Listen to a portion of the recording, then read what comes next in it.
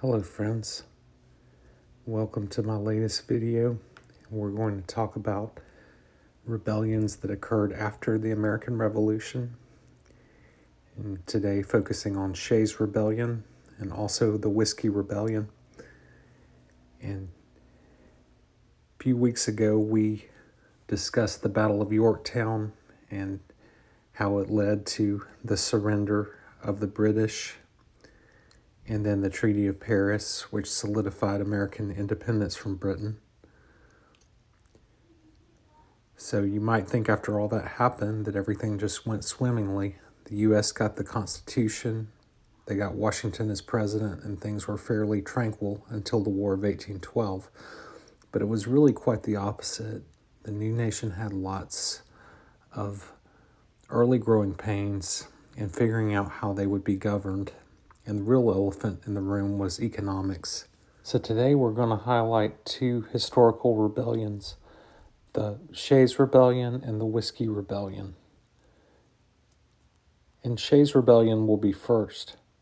But first, a little background. September 3rd, 1783, the Treaty of Paris formally ended on that day the Revolutionary War, even though the Battle of Yorktown occurred almost 2 years earlier.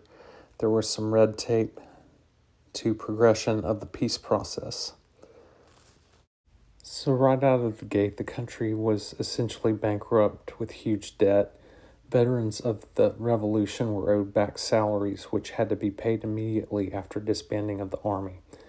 These salaries had to be paid by the individual states, which was being done by temporary loans.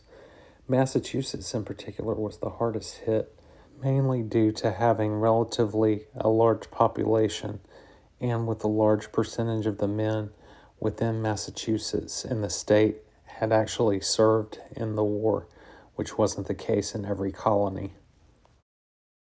The U.S. had printed paper money in order to pay for the war, but Britain had stopped U.S. trade with its colonies in the Caribbean, and by fall of 1784, the country was in an economic crisis, with citizens facing debt and the federal government unable to impose taxes. Massachusetts imposed taxes on its citizens to pay its debt off. In 1785, James Bowdoin, the new governor of Massachusetts, began to enforce laws indicating that taxes needed to be paid with gold, silver, or hard currency. In the past, farmers there could pay with timber or grain, essentially a barter or exchange economy. The new U.S. government was largely one that granted most of the power to the states under their original governing document, the Articles of Confederation. Federal powers were extremely limited. Treaties and alliances could be made with foreign powers, money could be printed, and armies maintained, but there was no federal powers to raise taxes or regulate businesses. That was left up to each individual state. Governor James Bowdoin was failing at collecting taxes because the citizens had no way to pay them. In fact, Massachusetts taxes were higher than they were under Britain. And compounding the issue, many of the taxpayers were veterans who had not been paid for their military service. Businesses as well owed money to suppliers because they could not be paid due to their customers not being able to pay them. By 1786, things had come to a head. A veteran of the Revolutionary War, Daniel Shays, had reached the rank of captain before the Army disbanded. He returned to Massachusetts and could not pay his debts because he had not been paid for his military service. Many of his fellow veterans were in the same position. Shays and many others wrote letters to the Massachusetts government in Boston. The group proposed that Massachusetts print paper money to help pay the veterans and accept paper money to pay off debts. This had been done in other states, but Governor Bowdoin refused. In Northampton, Massachusetts, a debtor's court convened to issue fines for debts on August 29, 1786. Shays and many armed protesters marched to Northampton to stop the court from sitting. The same protests were also organized all around the state. Another figure who became part of the rebellion was Luke Day, who was in one of the leading families in Springfield. This movement became known as the Regulator Movement. Job Shattuck, another member of the Regulator Movement, shut down the state courthouse in Concord in September of 1786. The government response to these events was swift and decisive. Governor Bowdoin proclaimed the regulators as a mob and ordered the localized militia to act against the regulators, but the militia would not respond, as the militia largely supported the protesters. On September 26, 1786, the state put together an army to march to Springfield to protect the Supreme Judicial Court, which convened that same day. General William Shepherd led the state's militia with 2 cannons. The regulators were armed with muskets, swords, and clubs. The regulators had 1,200 men versus the 800 men that Massachusetts had. Shays had sent word to Shepherd asking him to keep the court shut and dismiss the militia. Shepherd would only allow the regulators to march around the courthouse for 2 days.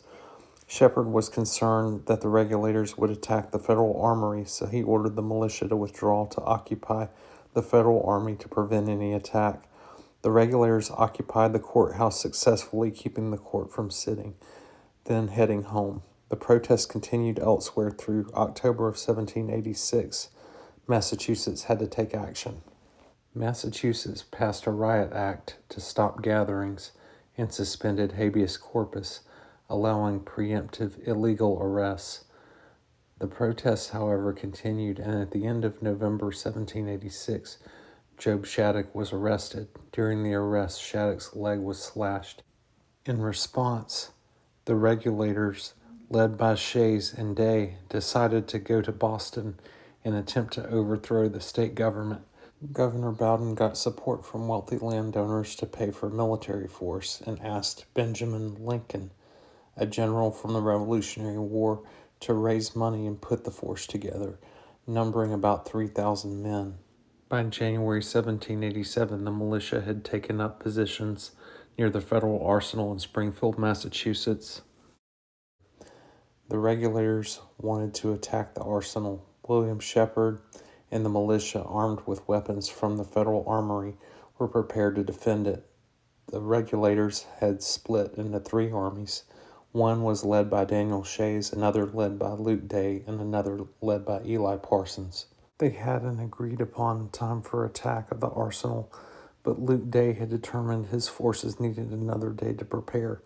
Day sent a message to Shays, but it was intercepted by Shepherd's men, so Shays was not aware that Day wouldn't be on time. So Shays' army and Parsons' army attacked the arsenal, and Shepherd and his men fired warning shots. When Shays and Parsons continued their attack, Shepherd opened fire with 2 cannons. The cannons killed men and wounded 20 more. Shays and Parsons' armies retreated north to Petersham and met with Luke Day's men and set up camp there, also raiding local stores for food. General Benjamin Lincoln then led 3,000 militiamen on a forced march through the night of February 3rd. Lincoln surprised the rebels, capturing 150.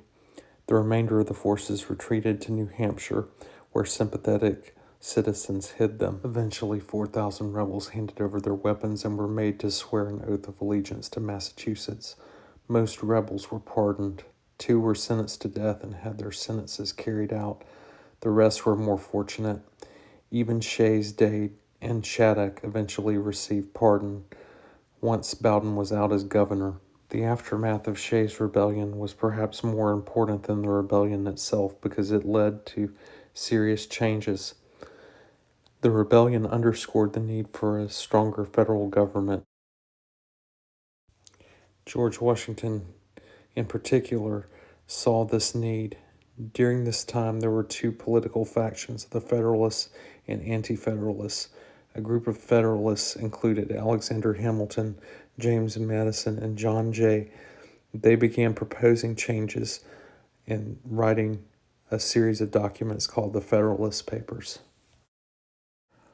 All of the states met in Philadelphia, with the exception of Rhode Island, in May 1787 to draw up a new constitution. Rather than amending the Articles of Confederation, the convention recognized the need to limit state powers and expand federal power to intervene when necessary. The U.S. Congress would also be granted the right to suspend habeas corpus if the states were under rebellion. The Constitution was signed on September 17, 1787, and was ratified and became the law of the land on June 21, 1788. George Washington was elected president and took the oath of office on April the 30th, 1789. It wouldn't take long after that, though, for turmoil to test the new Constitution and government, and so begins our discussion of the Whiskey Rebellion. Recognizing the need for tax revenue, Alexander Hamilton began targeting whiskey by proposing a national tax, the first such tax on a domestic good. Large-scale producers of whiskey were taxed at the rate of 6 cents per gallon, while smaller producers paid 9 cents a gallon. Thus, the more that was produced, the less tax paid per gallon, which angered many small producers, particularly in western Pennsylvania. To add to their frustration, the farmers in that area felt like the government wasn't giving them protection from Native American raids. In July 1791, farmers and politicians began talks at Redstone Old Fort, which is located in western Pennsylvania. Thus began the Whiskey Rebellion. The men met and agreed not to pay any further whiskey taxes and began talks of using violence if necessary against federal whiskey tax collectors. The first instance happened in Washington County, Pennsylvania, where Robert Johnson, a tax collector, was seized by the group and tarred and feathered. When warrants were served and Johnson's attackers, the same thing happened to those that were serving the warrants. The tax collection was not successful, but the situation worsened as East Coast landowners bought land in western Pennsylvania, inflating prices where settlers could no longer afford it. By 1795, only 16% of western Pennsylvania settlers owned land. Whiskey was one of the few things that was affordable, and many farmers distilled their own whiskey. Many used it as a form of payment, and in many cases it was more common than money. Most people that were involved in the rebellion had moderate views and were never on board with violence to achieve their means. Many who were involved in the rebellion were Revolutionary War veterans. The most prominent member was Colonel Edward Cook. He was a landowner, lawyer, and politician. He was elected chairman of the rebels. Two politicians, Hugh Henry Breckinridge and Albert Gallatin, were also involved, but didn't want to pursue violence to achieve their ends. But more radical was a lawyer by the name of David Bradford and a preacher named Herman Husband, who was behind many of the attacks on the tax collectors. Herman Husband, called the Pennsylvania Madmen for his fiery preaching, was instrumental in the more radical elements of the rebellion. By the summer of 1792, tax collector William Faulkner's home was attacked, forcing him to no longer use his home for tax collection. By now, the violent group became known as the Mingo Creek Association. Alexander Hamilton sent George Clymer to spearhead tax collection in Pennsylvania. Alexander Hamilton armed him with a proclamation that was signed by President George Washington, criticizing the tax evaders and the violence. Also, a reward for the capture of attackers was promised, although this never really materialized, as no one was ever caught and charged. By this time, the moderates that included Albert Gallatin and Hugh Henry Breckinridge disassociated themselves from the Mingo Creek Association. By 1794, the rebels became desperate and proclaimed that any farmer who did not oppose the whiskey tax was a traitor and would have their stills destroyed if they were suspected government sympathizers. A new leader of the rebellion, John Holcroft, emerged. He had previously taken part in Shays' rebellion in Massachusetts. He encouraged attacks on farmers that were supporting the government. On June 22, 1794, U.S. Marshal David Lennox left Philadelphia to serve writs against tax evaders. He was joined by Tax Inspector General John Neville. Ironically, Neville had previously been opposed to the tax, but owned the largest distillery in the area, so perhaps he had something to gain by discouraging smaller operators. He was seen as a traitor by the rebels. On July 15, 1794, in the town of Monongahela, Neville and Lennox served a writ to Miller. Miller was a local farmer. As the writ was served, a group of rebels approached. A fight broke out and a shot was fired. Neville and Lennox fled. John Holcroft, another rebel leader, got a group of rebels to go to John Neville's house at Bower Hill. When they got there, shots were fired. One man was killed, angering the local town. The next day, Major James McFarland, who was a Revolutionary War veteran and rebel leader, arrived at Neville's home with 600 men. The home was guarded by 10 soldiers. Shots were fired, McFarland was killed, and the rebels burned Neville's home. Neville, dressed as a woman, successfully escaped with his family. Hugh Henry Brackenridge, one of the moderates, wanted to arrange a meeting with President Washington to hopefully get things cooled down. Brackenridge felt like things had escalated too far, and the rebellion had veered into territory of high treason. But David Bradford wasn't interested in this approach. He demanded all the tax collectors be removed from Pittsburgh. He had an army of 7,000 rebels in Braddock's Field, 8 miles from Pittsburgh. President Washington had had enough of the rebellion, and on August 7, 1794, he indicated he would send the militia to put down any treason. On August 14, 1794, the rebels met at Parkinson's Ferry on the Monongahela River at a spot that's now known as Whiskey Point. Albert Gallatin and Hugh Henry Brackenridge suggested the rebellion needed to give in to Washington's demands. Troops were called up from Pennsylvania, New Jersey, Maryland, and Virginia to go to western Pennsylvania. Washington himself rode out to see the massive force that numbered nearly 13,000 men. Washington put General Henry Lee, one of his trusted generals from the Revolutionary War, in command. Alexander Hamilton would also travel with the army, as well as an advisor. By October 24th, when they arrived at Parkinson's Ferry, many of the rebel leaders, including David Bradford, had disappeared. The rebels backed down and would not fight, knowing that they were grossly outnumbered. 40 men were arrested, including the preacher, Herman Husband. The trial began, but some of the arrested men had their charges dropped, and only 2 were charged. Herman Husband was tried for sedition, but found not guilty. He was released, but died of pneumonia the following month. 2 men, Philip Weigel and John Mitchell, were sentenced to death, but they never had their sentences carried out, as Washington pardoned them. Hugh Henry Brackenridge later became a justice on the Pennsylvania Supreme Court. David Bradford escaped charges by boarding a barge down the Mississippi River and settled in Louisiana.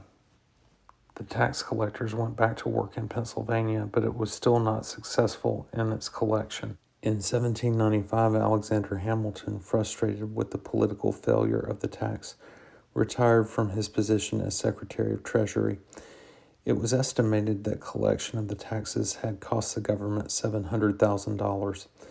In 1802, after Thomas Jefferson was elected president, the whiskey tax was repealed. Ironically, Jefferson's Secretary of the Treasury was none other than Albert Gallatin, one of the more moderate leaders of the Whiskey Rebellion. He became the longest-serving Secretary of Treasury ever, serving 13 years. All in all, one would have to call the Whiskey Rebellion a draw. Even though the rebels laid their weapons down, it further showed that the government had some work to do as far as being able to establish the power to collect taxes. And the debate over state versus federal power would continue, and in some form continues even to this day. I appreciate your attention as I've gone through these 2 rebellions. Thank you and good night.